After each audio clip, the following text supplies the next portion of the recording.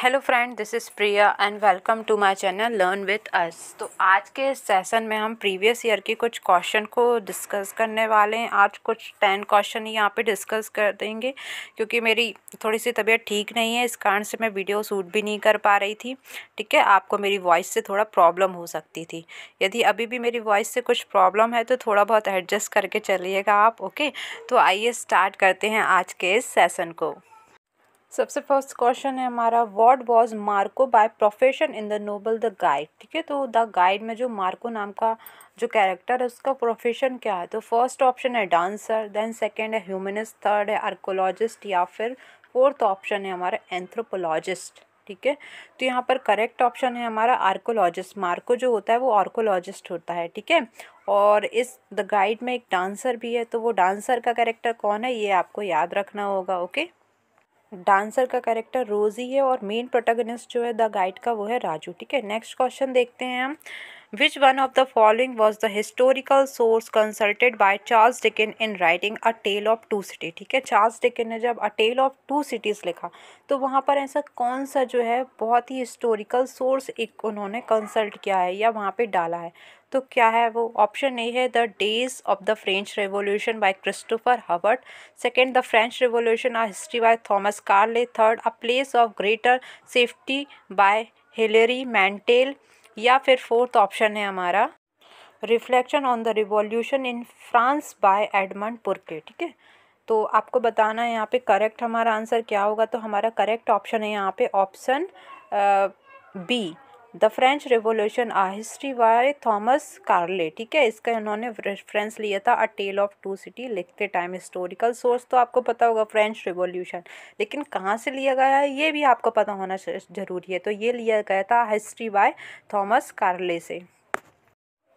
Next question है, which are the two birds that the solitary reaper is compared in Wordsworth poem the solitary reaper. ठीक है, the solitary reaper में जो solitary reaper है उसको किन दो वर्ड्स से उसका कंपैरिजन किया गया है ये बताना है आपको। ये बहुत ही प्रोमिनेंट क्वेश्चन है, बहुत बार पूछा जाता है। ओके, फर्स्ट ऑप्शन है the cuckoo and skylark, second nightingale and cuckoo, third linnet and throstle, या फिर फोर्थ है स्काईलार्क एंड थ्रसल्स।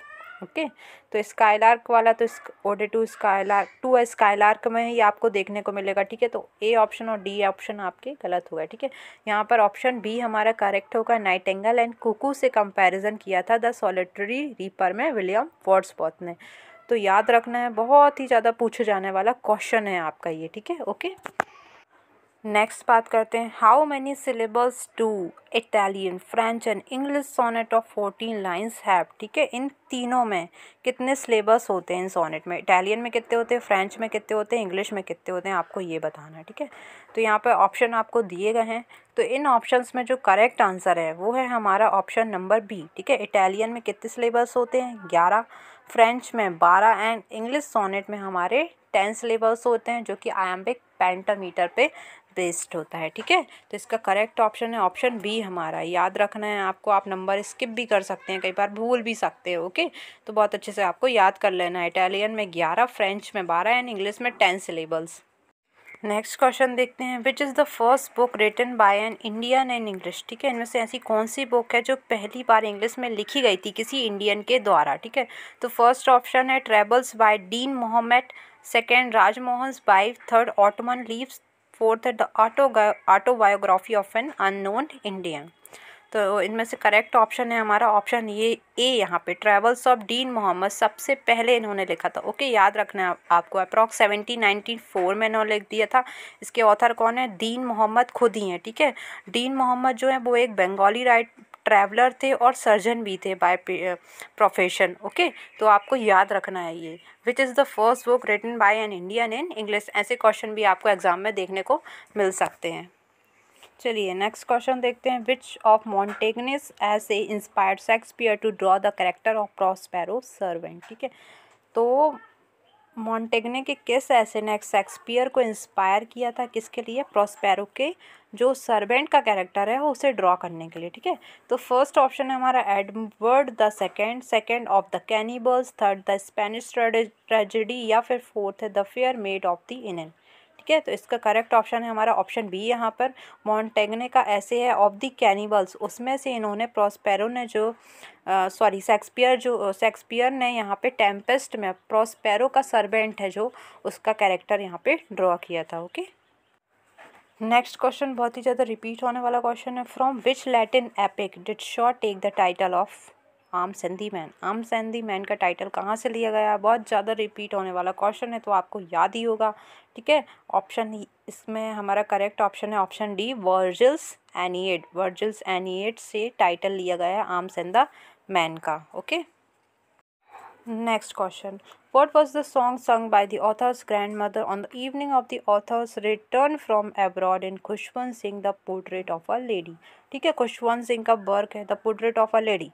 उसमें जब वो एब्रॉड से पढ़ाई करके स्टडी करके वापस आते हैं तो उस दिन शाम को उनकी ग्रैंड मदर कुछ सॉन्ग वगैरह गाती है। तो वो सॉन्ग कौन सा है? ठीक है, फर्स्ट ऑप्शन है song of the churns and the prayers, prayers गाती हैं। Second, song of the flight of the sparrow, sparrow के फ्लाइटिंग का सॉन्ग गाती हैं। थर्ड है song of the home coming of warrior, या फिर वीरों के गीत गाती हैं घर वापस आने पर।